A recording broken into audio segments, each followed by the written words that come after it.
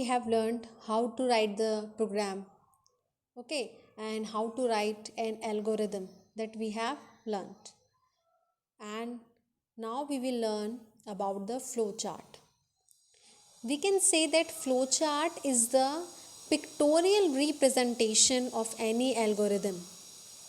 Means when we represent the same algorithm using different diagrams, that is known as flow chart.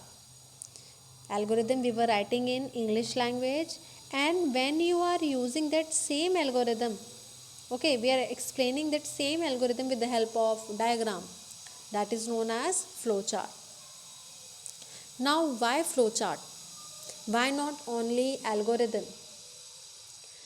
If we convert that algorithm into different shapes, okay, it becomes easy for everyone to understand the steps, as graphical representation is better than normal text. You tell me yourself that if you are reading a book or if you are watching the same story in the movie, which is more interesting? For some of you, I know that reading book is interesting because it is your hobby, you have interest. But for a general population, you can say normally what we prefer. You prefer watching a movie because it is the visual representation. So anything which is visual is more attractive to humans. Same, writing the flowchart will be beneficial as it is the graphical representation of the algorithm.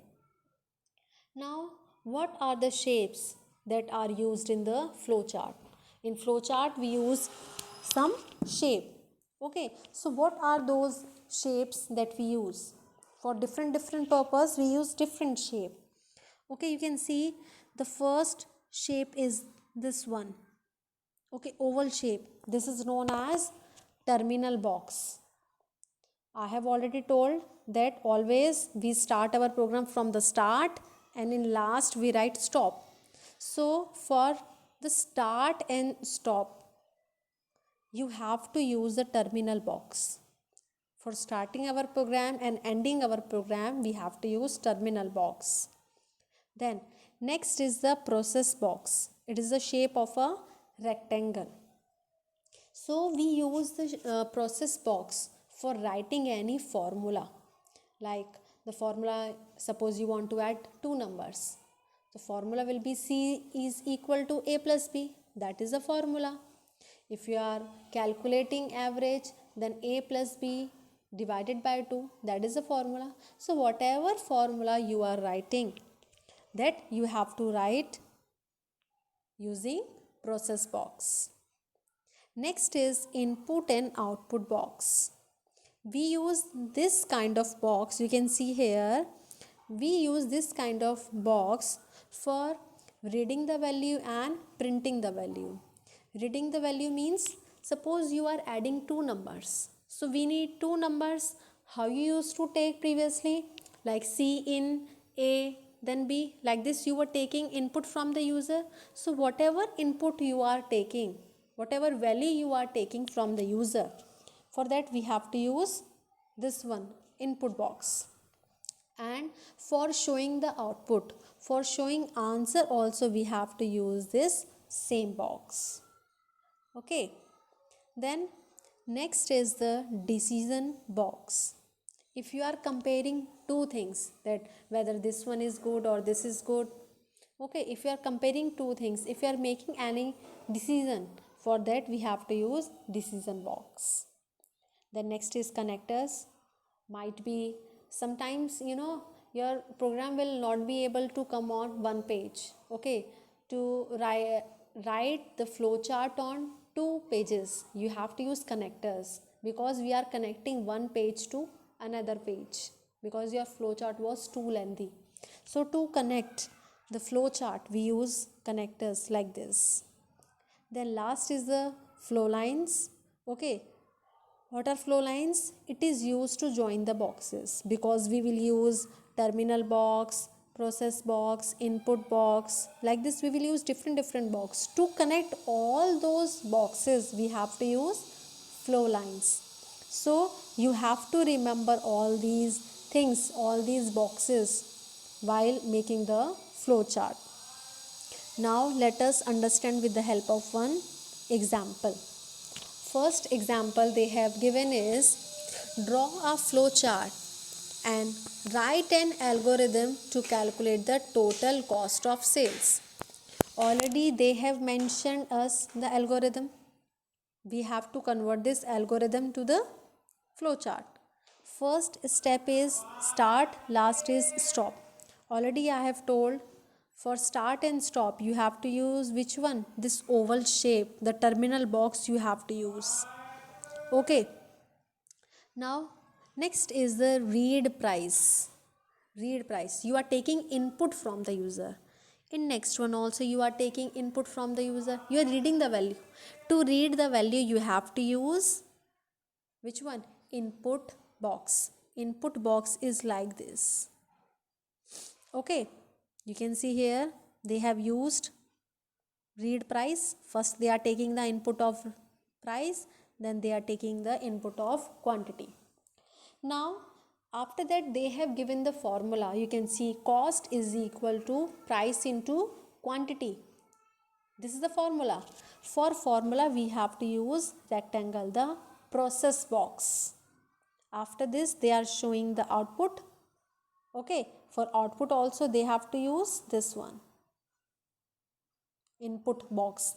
Okay, then last one is stop. Already I have told, for stop we use the oval shape. Okay, then next example we can take. Okay, you suppose you want to add two numbers. For that what will be the flow chart? Again we start our program from the start. For that we use our oval shape. Then we want two numbers, we want the value of a and b. For that we have to use this shape to read the values. Okay, like this we have to use, we have to take the value of a and b. Now we have the value of a and b. To add numbers or to write the formula we use the shape of rectangle. Now we have answer in sum. So for printing the answer we use this shape. Now we got our answer. This is the end of the program. For that we use stop. And remember one thing, to connect all these things, these are various things. Okay, so to connect all these things we have to use arrow. Arrow is there, you can see. To connect all the boxes we have to use these flow lines, don't forget. Okay, then next is about the loops. In detail we will study in our next chapter. Okay, how to create loop and how many types of loops are there, that we'll study in detail in our next chapter. Here you just understand this, that it is a circular repetition. Suppose you want to print your name 100 times. Okay, you want to print your name 100 times. For that you have to use loop, because it is not possible to write this line see out then my name, see out my name 100 times. Okay, length will increase. It is not possible to write 100 lines in our program. So for that, to reduce our work we use loop. If we want certain things many times, for that we use loop. And the last topic of this chapter is counters. Counters means repetition. Already you know, computer never gets tired. Okay, so remember one thing, suppose you want to print your name 100 times.